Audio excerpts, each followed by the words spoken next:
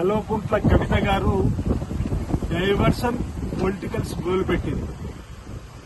మా ముఖ్యమంత్రి శ్రీ రేవంత్ రెడ్డి గారి నాయకత్వంలో బీసీ బిల్లు పైన 3 రోజులు భారతీయ జనతా పార్టీ కేంద్ర ప్రభుత్వం పైన పోరాటం చేస్తామని ప్రకటన చేస్తే ఒకరోజు ముందే నేను 72 గంటలు బీసీల కోసం ధర్నా చేస్తా తెలంగాణలో చెప్పిన ఒక ప్రకటన చూస్తే తెలంగాణలో ధర్నా చేయాల్సిన అవసరం ఏమొచ్చిందో అంటున్నా.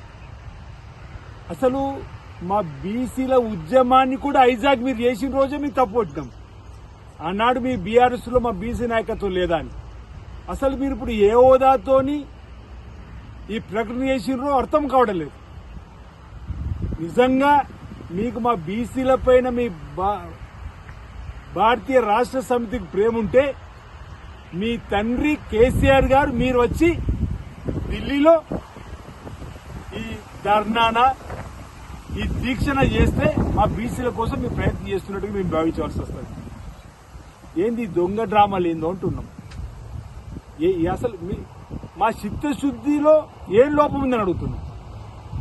తెలంగాణలో దీక్ష చేయవలసిన అవసరం ఏమొచ్చింది? ఆ దీక్ష చేయవలసిన అవసరం ఇప్పుడున్న పరిస్థితులలో ఢిల్లీలో ఉంది బీజేపీ ప్రభుత్వం పైన. ఎందుకు భారతీయ జనతా పార్టీ పైన మీరు గాని మీ తండ్రి గారు కేసీఆర్ గారు మాట్లాడడానికి వెనుకాడుతున్నారు? నరేంద్ర మోడీని చూసి ఎందుకు మీరు వణుకుతున్నారు? దానికి ముందు సమాధానం చెప్పండి. మేము వెళ్లి ఢిల్లీలో బీసీల కోసం పోరాటాన్ని చేస్తాము, ఉధృతం చేస్తామంటే ఇప్పుడు ఈ డ్రామాలు, దీక్ష డ్రామాల పేరిట, డైవర్షన్ పాలిటిక్స్ పేరిట కవిత గారు ముందుకు రావడం సబబు ఎంతవరకు అనేది మా బీసీ సమాజం గమనిస్తున్న వేళ. నిజంగా మీకు చిత్తశుద్ధి ఉంటే రండి. ఢిల్లీలో భారతీయ జనతా పార్టీ ప్రభుత్వం వ్యతిరేకంగా కేసీఆర్ గారి నాయకత్వంలో మీ బీఆర్ఎస్ ప్రభుత్వం ధర్నా చేస్తారు, దీక్ష చేస్తే కూర్చోరు. మేమో పక్కన కూర్చోండి, మీరో పక్కన వచ్చి కూర్చోరు అక్కడ మా బీసీల కోసం.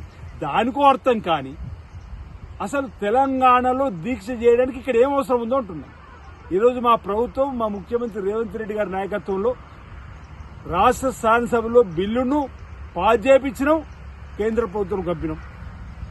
2018 రాజ్యాంగ సవరణ సంబంధించిన ఆర్డినెన్స్ తీసుకుని వచ్చినాం, గవర్నర్ గారికి పంపించినాం. ఇది ఇక రాష్ట్ర ప్రభుత్వం చేయవలసింది ఏముందని చెప్పి ఈ రాష్ట్రంలో మీరు దీక్ష చేస్తారు అంటున్నాం. మీ మాటల్లో రాష్ట్ర ప్రభుత్వం వ్యతిరేకంగా కేంద్ర ప్రభుత్వం వ్యతిరేకంగా అనమాట. రాష్ట్ర ప్రభుత్వం ఏం వ్యతిరేకిస్తుంది బీసీలకు అంటున్నాం.